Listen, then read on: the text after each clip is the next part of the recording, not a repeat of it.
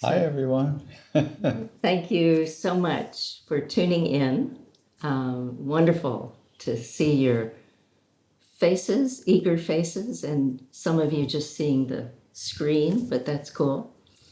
And we are, we wanted this talk to kind of approach something that to us has really been a conundrum and a confusion in kind of these times and in life, really. Yeah, I think all times, Yeah. but particularly these times. Yeah. And that is that, we often find ourselves in situations where, we're sort of like trying to include as much as we can, and we go for the lowest common denominator so that everything can interface, which is a great thing to do, to look for what is something that every participant, every aspect of something have in common. And we start looking at that as sort of the lowest common denominator. And that happens all the time. And the other flip side of that, the flip side of the lowest common denominator, is instead of looking to, well, what's the most simple thing that we can connect on and have as our core, is to look for what is the highest common denominator. And in fact, the highest common denominator is also quite simple, but it's also slightly different and slightly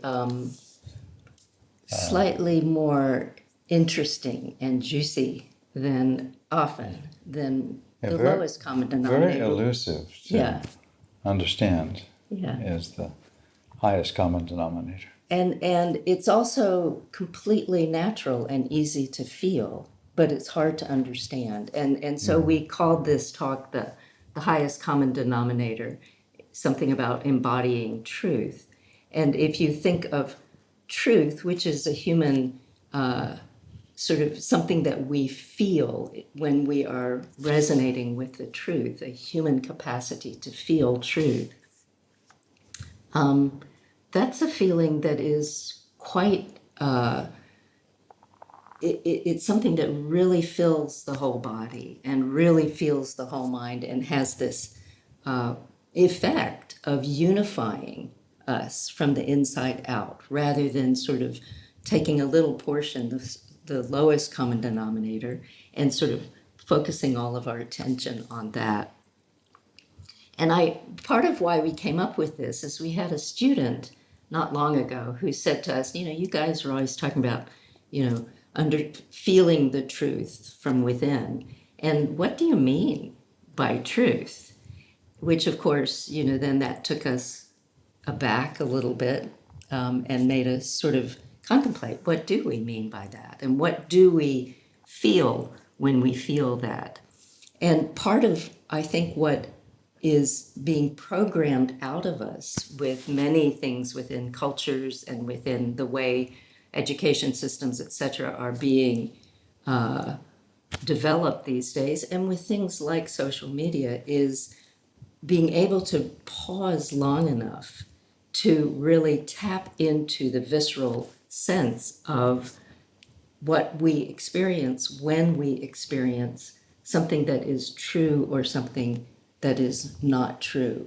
It something that resonates with our sense of what the meaning of the world is, what the meaning of who we are is, something beyond the mind, beyond the ego. And it's really beyond the individual self, which in a sense is like the Atman or the Swa Atman or the Swa Atman in Indian. Yeah, it keeps, if you say Swatman, then if you think about it, no, it's not that, it's the Swa, and it just keeps flipping back and forth. And that's actually delightful, Yeah. although it's quite scary, I think, for certain things. Yeah, and it's the Atman, the self, the true, what what in Indian philosophy would be called the true self, is this aspect that we talk about all the time of that goes beyond the ego, that goes beyond someone's legacy, someone's sort of ideas of who they are or what the world is. It's something that is really only fully understood, or maybe not only, but it is understood for some of us, like me, most effectively when I take this troublesome mind out of the picture and try to let the mind calm down enough so that the mind can really almost soften its borders and let go of my preconceptions and let go of ideas that keep, that solidify what I think truth might be. And I think this young student who asked us, well, what do you mean by truth? Was a victim or is a victim of this fast pace that we live in, of a victim also of the way with, and this particular person loved social media, where we come up with an image of ourselves that is is based not on what is real. And so, Although it is a real image. yeah, And so that's again where the confusion comes yeah. in. So if you say, oh, that's not it, and you think, well, let's slow down for a second.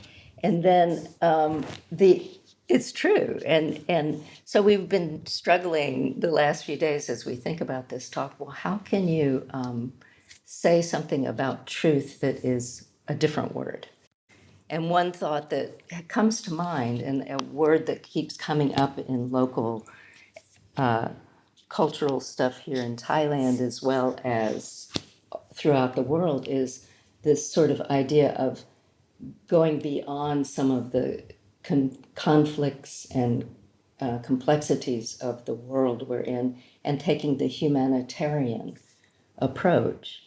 And meaning, so then again, well, what does humanitarian mean? And when you look at humanitarian in a modern sense, it's very much associated with, philanthropy and taking care of things by giving essentially money. So it starts to have this wonderful root of giving and taking care of others, but then it gets sort of embroiled in a transactional system based on finances.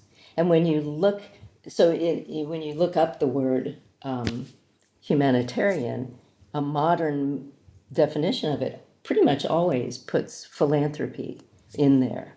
But a more classic definition of it is very much like the Bodhisattva vow, that someone who is humanitarian is someone who serves others, who cares for others without any need for anything in return. Yeah. Because as soon as you put money into it, then the value starts to be on, well, how much money? And what am I getting back for my money? And how do my investors, feel about this? And so humanitarian is also a way of looking at what truth is, as where we sort of solicit from within ourselves these qualities that are the qualities that allow compassion and love and caring and tenderness to spontaneously arise. And not just for humans. And not just for humans. Yeah, and those qualities are the qualities that are talked about so much in some of the yogic texts, some of the Buddhist texts, and very often in the mythology of yoga mythology, Buddhist mythology, but then also mythology all over the world. And one of the most interesting, some sort of one of the most interesting symbols of this sort of humanitarian, truthful, or what you might call insightful or wisdom filled quality that is inherent to life is the crow, which is odd because sometimes we think of the crow as sort of, this loud caw that the crows have, and they're a little bit scary and they're big and They're smart. they're smart. They're really fast amongst the birds. And in Western thought, sometimes crows are associated very much with they're associated very much with being death, transformation, but also death. But then when you look in other cultures, crows are associated with wisdom, with transformation in a good sense. I mean, not that death is a bad sense, but transformation that is positive because of the wisdom contained within it. Yeah. And still those crows are part of their pastime is eating things that are disgusting or Yeah. dead or things. And so a crow is traditionally in Indian culture like yuck.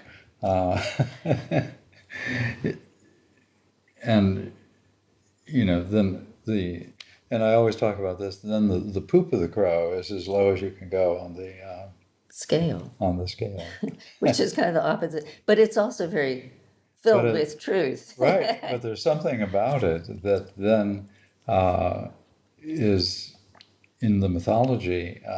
They flip it over, and it's quite it's kind of fun, I think, what they do. Well, and the idea of this wisdom and the truth that's, epitomized by crows really is that truth isn't all, sucrosy and sweet and all positive necessarily. It's the ability to embrace it all and then to digest it all and to leave, to benefit from the residue, but also set the residue aside. So the crows are kind of interesting, and we wanted to sort of tell a couple of stories that include crows that emphasize, well, how do we get to truth? How do we get to this place that we actually really feel and embody these things like love, like compassion, that go beyond our thoughts, that go beyond our words, that go beyond the limits of who we imagine ourselves to be. Shall we? Sure, go for the first one. So the Ramayana, the story of Sita and Rama. So Sita and Rama are exiled to the forest. They kind of lose their control of the kingdom. Was that? Yeah, I think it was that Rama's stepmother got jealous because he was going to be the king, and she wanted her son to be the king. So she sort of exiled them, banished them to the forest. Well, she banished him, and Sita went along, as did his brother, I guess, Lakshman. Oh yeah, of course. And so they're basically hiding out in the forest. And in the story, Rama is kind of resting on Sita, kind of taking a nap or something. Yes. And it's quite peaceful. And what happens then is a crow comes flying in, sees Sita, and goes, and then he pecks her right between her breasts, And there are different stories. Some stories say it's on her feet, but right between her breasts. And so blood starts to come out, and she's like, "What?" And so then she jumps up, and Rama sees, she's bleeding, and then he sees the crow with blood on its feet, and he becomes a little bit angry. And so he pulls out his special bow and arrow, and he's takes aim, and he shoots the arrow at the crow. And the crow sees this and goes, "Uh-oh." and And the crow was what? The son of maybe Indra or something like that? I think. yeah, Yeah. he's one of the sons of Indra, who was, the famous god. Jayanta. Yeah, so he Yeah. comes from a kind of spoiled family. And in fact, the crow's name was Was it Jayanta? Jayanta, which means in the end, victory. Yeah. Not necessarily at the beginning, but eventually it means victory, is the name of the crow. And so Rama shoots the arrow, which is a magic arrow. And the crow sees it, and the crow is extremely fast, and so the crow flies away, and this is probably faster than the speed of light for those days, and runs and runs and runs, and goes to all these different corners of the universe, trying to get away from the arrow, and goes to all the different gods and says, "Can you help me?" And they say, "Oh, who shot that? Oh, Rama, and it's that arrow. Can't help you." And finally, the crow, being also very smart, goes back to Rama. He's circling back, and he says, "I'm sorry. Please, can you help me?" And and he saw, what the problem was, and Rama says, "Oh, yeah, I can save you from the arrow, but I can't stop the arrow. It's just the nature of that arrow. And so what will happen is that the arrow is just going to hit you in the eye, and you'll lose your sight in one eye." And the It's a better alternative than racing around forever. the crow said, "Okay," and then the arrow caught up, and boom, it bounced right off the eye, and the crow lost an eye, so he's now has one eye, but he's alive, and he's also then able to. He kind of learned his lesson, and so he's now going to go out and try to be of service if he can. And yet, he has just one eye, and that's an important aspect because doesn't have the deeper perspective that then two eyes give us. Yeah, two eyes, then you see both sides of something, and then you can follow the middle path. And then, of course, with one eye, what he could see very clearly that many people with two eyes couldn't see is he could see that everything is the divine, what is desirable. So then that means that the mind, which is obviously needs to have 2 points of view, that the mind itself, that sensations themselves are the sacred. And you can actually, that way you can meditate on them as if they were the final goal, rather than they are just a piece of the goal. And so he kind of flipped the story. And so he was able to then look at the simplest antics of the mind and the body, the sensations, the prana, as being amazing, and just look at it in awe rather than trying to get beyond it or trying to cash in on it. And so, Which really, that that ability to be able to have that kind of extreme focus, which we talk about in the Yoga Sutra. You can focus really deeply on any one thing and go into this realm of insight. That is possible. And then the flip side of that is that you can go, excuse me, you can, the flip side of being able to focus like that is that you can just become rigid. And so, how do we play with that idea of, being able to focus so deeply that you almost, it's like you're looking through a pinhole camera and that you see, and then the vision just spreads out into infinity. And you do that when you are not, when you don't have an aim that you are holding on to, which in his case was the idea, don't you think, that, he had kind of done some mischief in the beginning, and then he was trying to save himself, and then became no longer had an egotistical aim, but then he could meditate on the ego and see it when it's began and just go, wow. And this is the thing, you're able to observe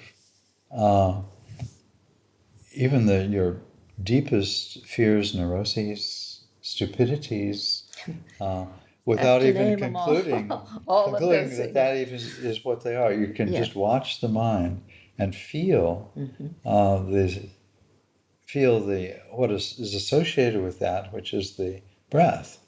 You can feel the breath as being absolutely amazing. And you can meditate on the breath in terms of the sensations that are actually arising as embodiment. Because every thought, and this is a theme we always play on, every thought you have, or every thought, I don't know whether you have it or not, has a pattern in sensation throughout the entire body. And you can pay attention to it. And really, when you step out of this sense of insight that this starts to give you, and you're really stepping out of what we would call the truth, where you're no longer basing your reality, and because we're all, making up our own realities all the time, and yours, you are basing it not on something that has a full, deep vision, but on the surface level. I think an interesting thing in that story is that the part where you said he went from place to place trying to get away and trying to figure out what he was going to do. And I forget that, I know he went to Hardwar, and I think he kept flying nonstop for something like 12 days or something. And he stopped in these different places. And one of the places that he stopped was in the city that the Kumbh Mela is held. Every 12 years. Every 12 years. And that's coincidental with the timing now, in that the Kumbh Mela is currently happening as we're giving this talk. And it's not only, once every 12 years, but this is this particularly important Kumbh Mela, because the Kumbh Mela is associated with the astrological movement of Jupiter or something like that I wrote it down. You probably know. But this is like this cycle. The Kumbh Mela is one of these things that really helps people recognize that things go in these cycles. And this particular Mahakumbh Mela is one that occurs every 144 years, when there's this huge potential for transformation. So this potential for transformation that is symbolized by the Kumbh Mela. But then we started looking at, well, wasn't there just a stampede at Yeah, Kumbh a Mela? really tragic kind of exploitation by certain businesses who, And just how quickly even something that like the Kumbh Mela can flip. And looking it up, it's some huge amount of money, like 250 million American dollars being no, billion. billion, yeah, being paid just, I think that the millions were the amount for the setup, building the Oh, parking yeah. lots and bringing in all the, vendors, et cetera. So, and then this massive amount of income that comes from this, which is just this human tendency or whatever it is to transactionalize, as we were saying in the beginning of this talk, to Yeah. transactionalize these things that are profoundly deep. And so, not to say that the people who go, say, to the Kumbh Mela are experiencing this transactional thing, nor that the people who are making money from it are doing something bad, but it's this slippery slope where the value is put not on the depth of something, but on something that is more tangible, like money or like, something that you can hold. Yeah. And when Jayanta went from place to place, in a sense, he was sort of going through the motions of working some of this out of his system so that he could then come back to Rama. Yeah. And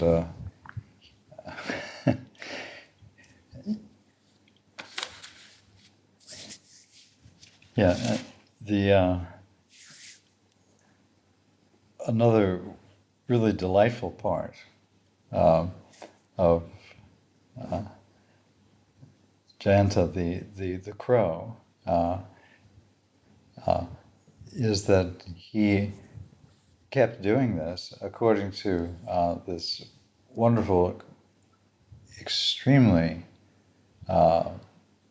funny text called the Yoga Vasishta, is that he kept going after, and he does this period after period. So this crow is so fast and he flies around and he became very, very experienced at being a crow and being an enlightened crow. And he became this character called Bushunda, uh, who actually lives on the top of a holy mountain, uh, not on this planet, and but actually the holy mountain is representative inside the body as your central channel, and so he lives in the highest of heavens.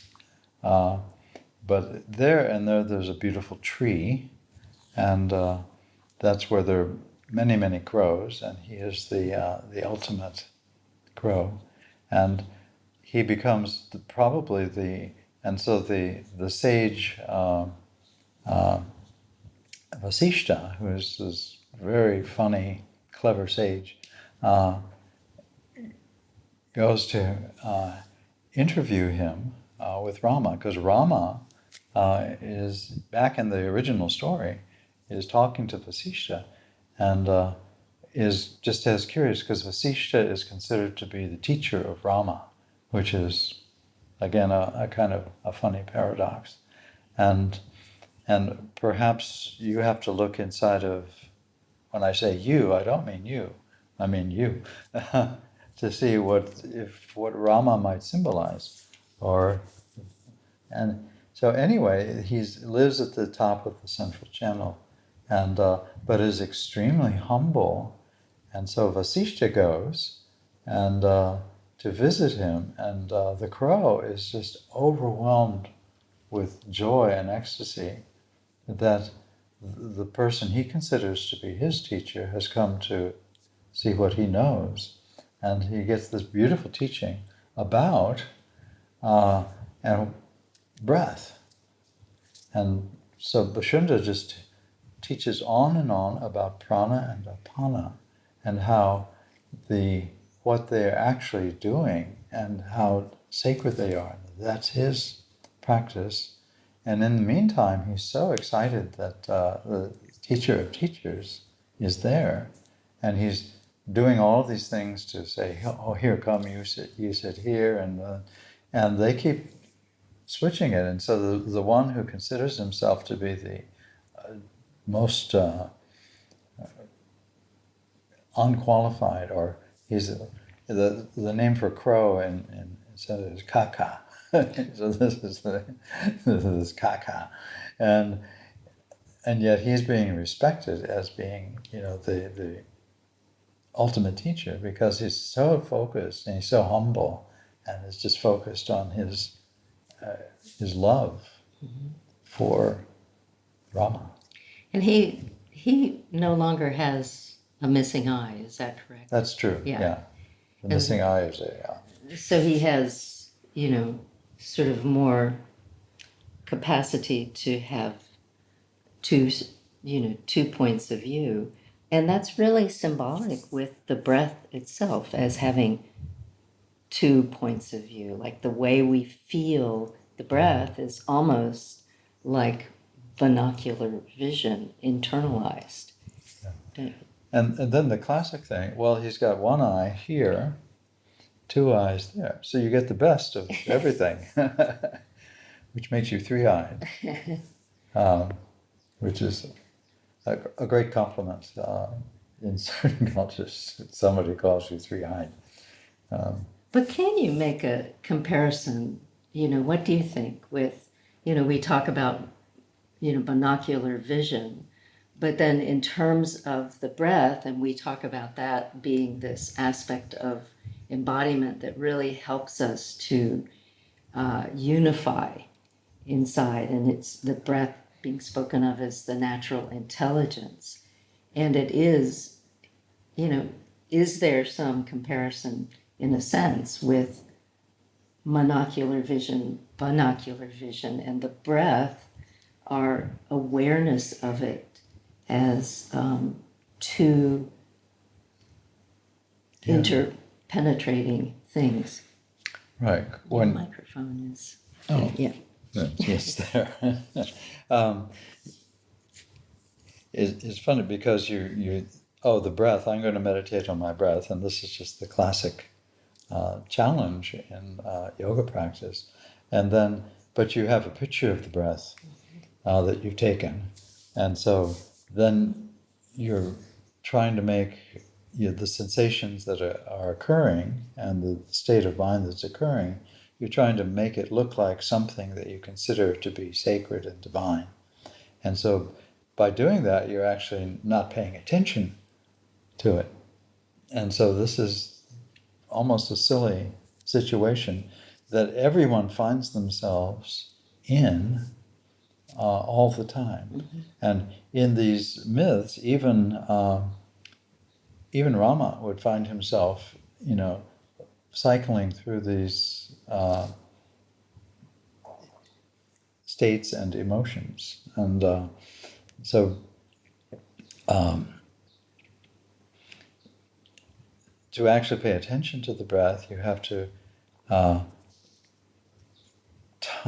touch it in a way, and touching it is awesome. It makes you go, and then you are no longer thinking, well, now I'm meditating on the breath, but you are just absorbed and lost in the amazing thing. And then when you just try to describe it, in the trying to describe it, then you're challenged.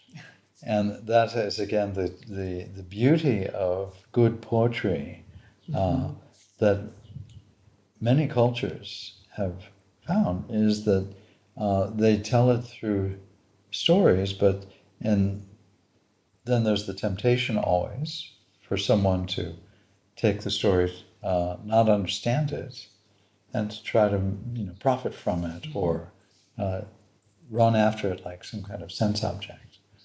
And that's back to the original problem, is there's Rama and Sita, and somebody sees Sita, and they say, oh, I like her, because she's the excuse me, Rama, I'm going to steal Sita away from you. And it doesn't work that well. Yeah. But the mind, we all have that principle happening in our mind. Yeah. And then Even today. even today. Yeah. And then another question really is like when you juxtapose this idea of, Bushunda representing, in a sense, this insight and this intelligence that the breath provides us with. And Bushunda has this quality of humbleness that Jayanta did not. He's got this real sense of humbleness. And then you juxtapose that characteristic with the notion of, well, how do I know what truth is? What is truth, and how do I know it?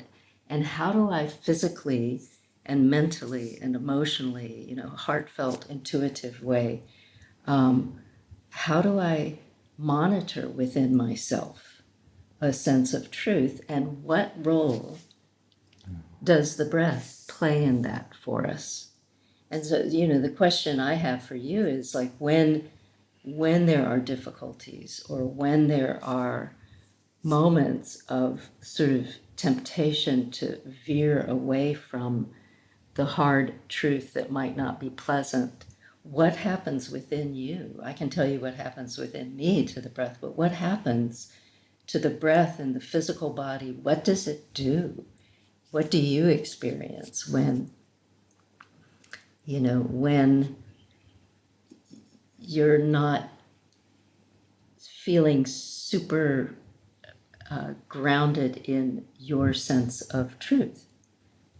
Or do you ever not feel super grounded in your sense of truth? Or to turn that around the other way. Yeah, the other way is what Have you said. ever really? Have you ever done it? Yeah.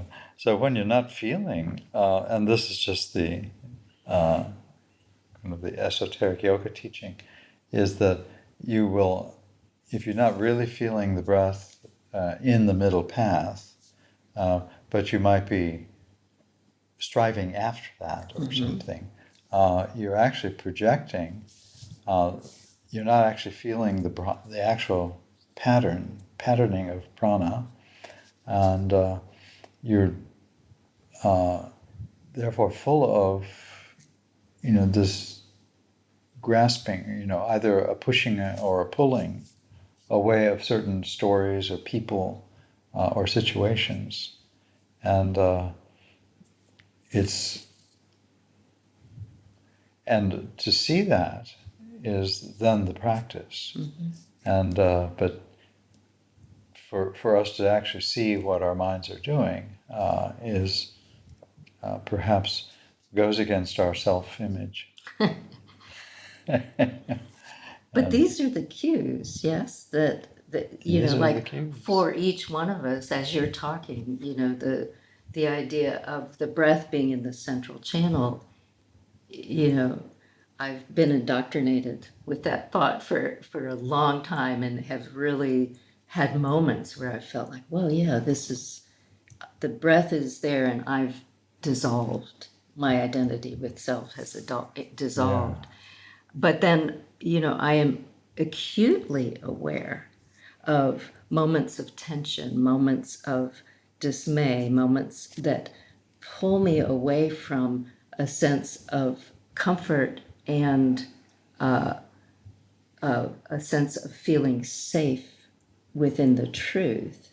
That the breath really isn't, as you're talking, it isn't, my awareness of it is not just sort of this open, spacious feeling where I've dissolved. It's that, the jaw is tight and the breath is like somewhere, pushed out and to the here. front, the back, Yeah. anywhere but and then the physical body, is tight. The brain feels, solid rather than fluid. And those cues, if we can start looking, I mean, those are just, the ones I live with. You have your own version of those things, I'm sure. We all do, don't you think? Mm-hmm. And that if we start noticing them a little sooner, and then really trusting the intelligence of the breath to sort of comb out the nervous system, and which then combs out the fascia, which then combs out the confusion of mind and lets the mind sink into a place of wonder, and where wisdom does reside. We just haven't tapped into it. That's a way, the more quickly that you can realize, oh, I'm not in the central channel, without making it sound like something that's a formula, but where you really feel it. That's an amazing way to drop into this space of truth, of where, within which love exists, which in with compassion and kindness. Yeah. And you have to allow yourself to be, in a sense, religious in that way. Mm-hmm. And then you watch yourself being that, and you can't help but do that. In fact, that's what mind and bodies do. And then you have to keep, you have to keep breathing. Yeah. And keep noticing that phenomenon, and then you can let go of it. Yeah. Um, And so but you can't deny it or say, oh, I don't do that. And in a sense, like a pranayama practice of freeing the breath, as you described pranayama, Yeah. is one where we, where you're not controlling the breath, but giving it that freedom to integrate, so that rather than, well, I'm going to do my pranayama practice and I do it from 6:45 in the morning until 7:15, and then I'm done and I can check that off my list. But that this ongoing simple pranayama practice of coming back to feeling the embodied sense of freedom of breath seems, whatever that feels like within your own body, seems the invaluable gift of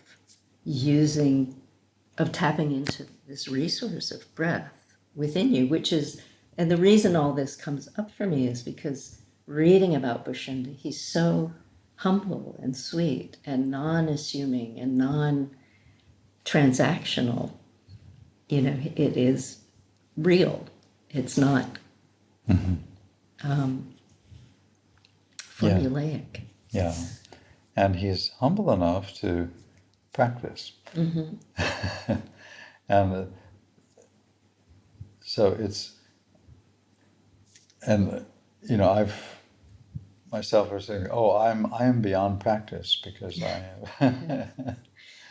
But then again, that is creating, I don't know, I don't want to use the word hypocrisy, but It's okay. Yeah, You can it's use one it. of those big words. Yeah, that's just the nature of the mind and the nature of beings. And in these stories, even Rama and Sita, they do the same thing where they will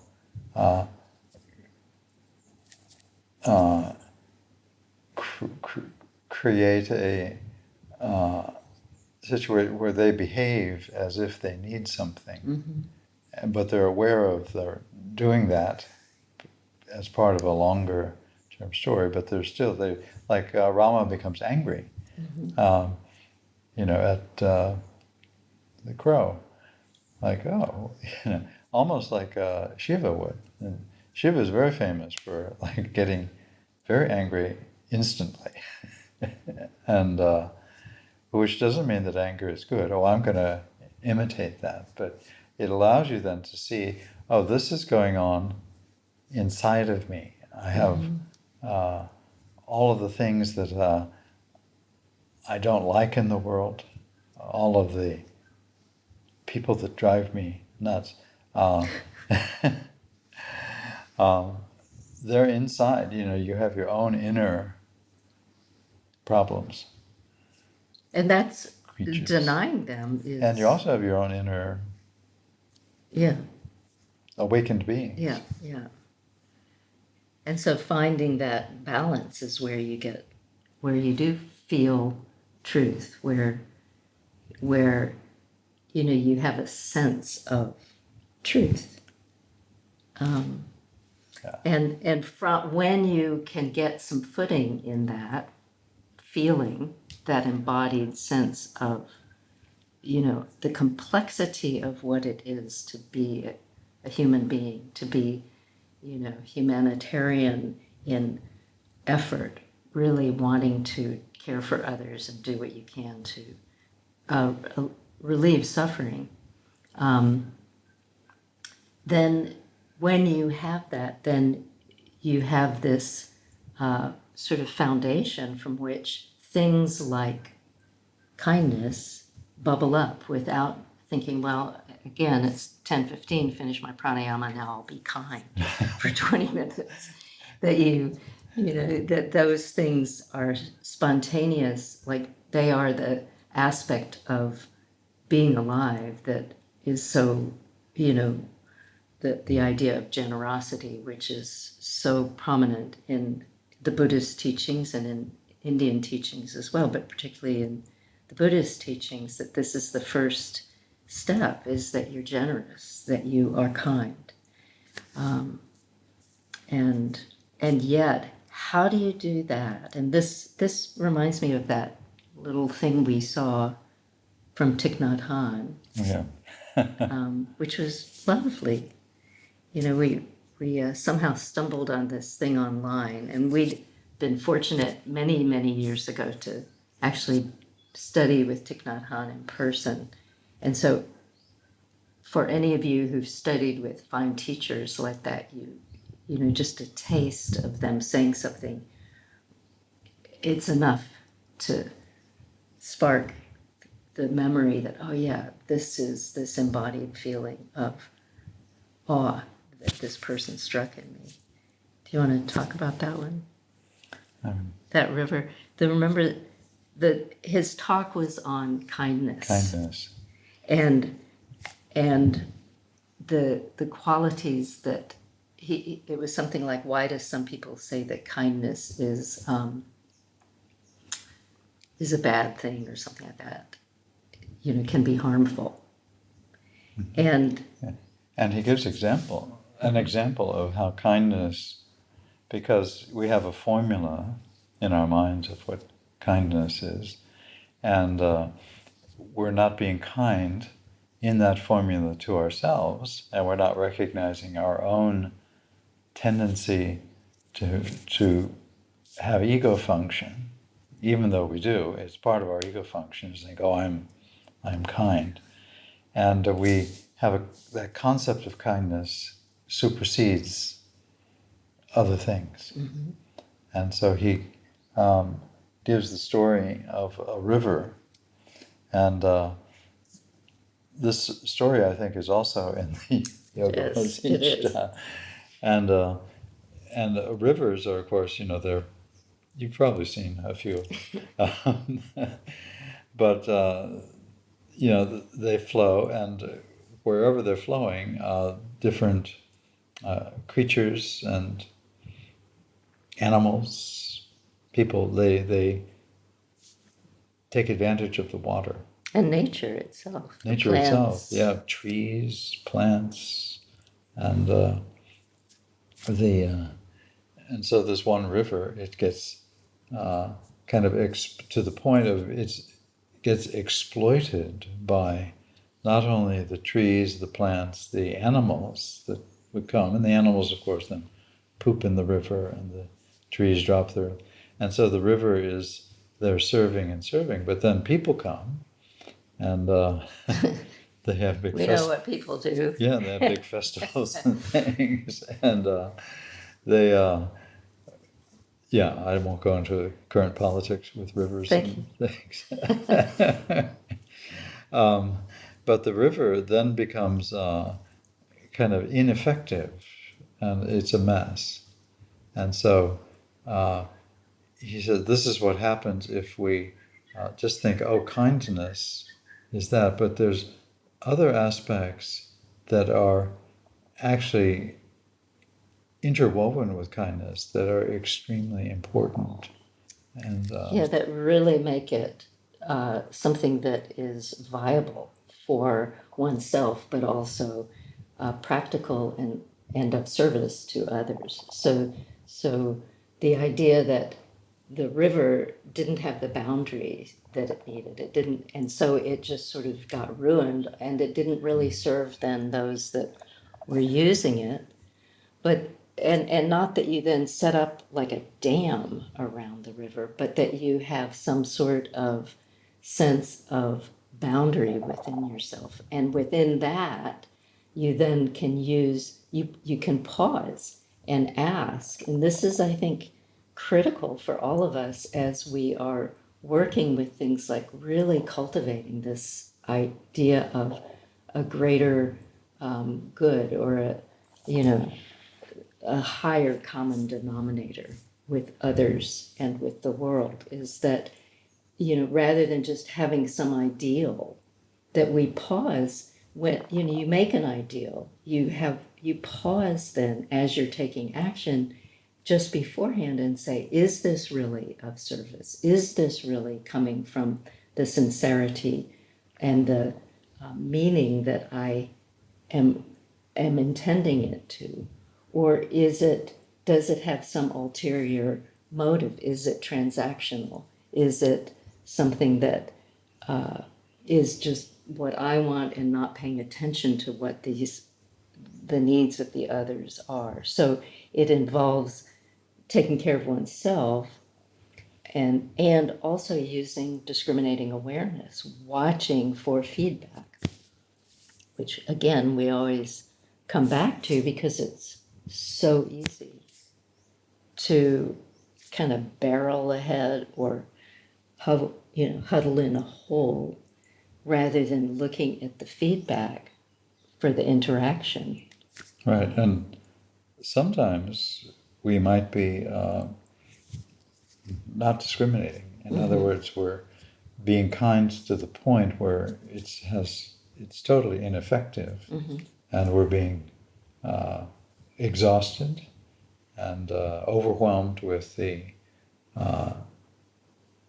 sadness or the misery, and so to be compassionate doesn't mean that you become overwhelmed by the misery of others, but you're able to see it and then act skillfully to eventually eliminate it. And so there are times when some kind of action will actually be helpful, and then there are other times where you pause and you let it go for Let it be. let it be. But the image that one of the images I love is the idea of the grandmother's heart, where and I had a grandmother that was very unique and not one of these lovey-dovey grandmothers. I have a few stories that were very funny.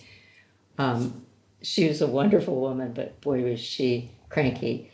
And so she wasn't one you'd run to her and go into her lap and let her hug you.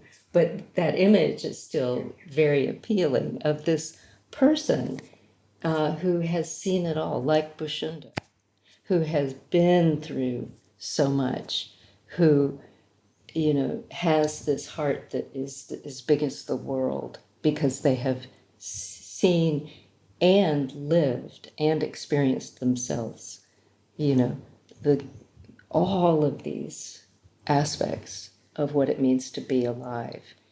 And then they are there just with open arms. So with this big, soft, Yeah. body that you can just lie in like a little kid would lie in the grandmother's arms. And that's this image that we can cultivate within ourselves to have for ourselves this, this idea of insight and wisdom, which really is not something you can get from reading a book. It's something that you get from interfacing. Oh, it would have to be a pretty good book. It would have to be a very good book. I'd like you to write that one. Well, leave it to the poets. Yeah, the And poets to is a the good the one. true artists, yeah. Yeah, And so the pragya or prajna is really emphasized so that rather than what we call ineffective or mushy kindness, where you end up getting exploited through being that kind. And so that's remarkably important. Yeah. And that discriminating awareness is represented in the mythology as many eyes, or Yeah. one eye. And the representation always loves to flip itself. Yeah. And, we wanted to start the year off with a talk like this because,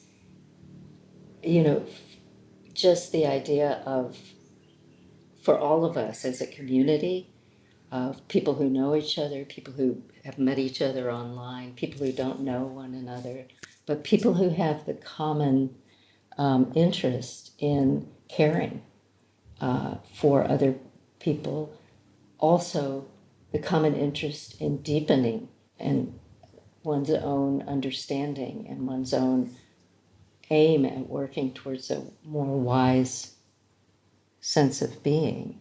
This idea of really feeling into what does it feel like? What is my prana doing? What are my muscles doing when I feel truthful or when I feel a little bit, I'm doing this for a reason. And so to really take time and notice the differences in your own experience within your body and within your interactions with others, the feedback you get from others that cue you into, yeah, I'm on track.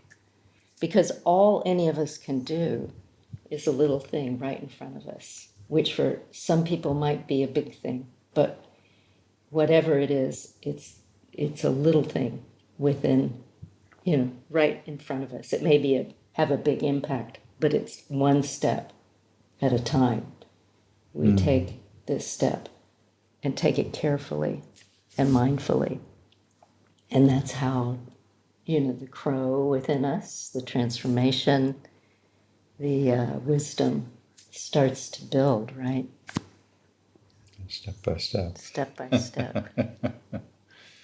Yeah, very practical. Yeah. And that's what we really want to have some ability to make a difference, to do something, to be helpful. Yeah. And that's why it's good to check in with, larger communities. So it's not just the discriminating awareness for, the Buddhist practitioner, but it's also the Sangha or the greater community. And so it's not only just the greater community within a particular cultural tradition, but it's greater than that, it's particularly these days. And that's all around the world, which I've heard is actually kind of circular, like a big ball. And there's people are actually starting to ask questions and communicate. Yeah. And I think that's wonderful. And I think that's what we have to do, is we have to reach across the the different lines, and it's scary, you know. It's But it's but good. yeah, but it's good. Yeah. So we want to thank you for joining us. And we'll wrap it up by just saying, please, please tap into what's going on inside. That's where you know what to do. And then read, etc. But keep it up. And for those of you who are with us and want to stay online, we'll stick around for some questions if you have questions. And we may even have answers, but if other people have answers, that's even better. So, so please just keep it up.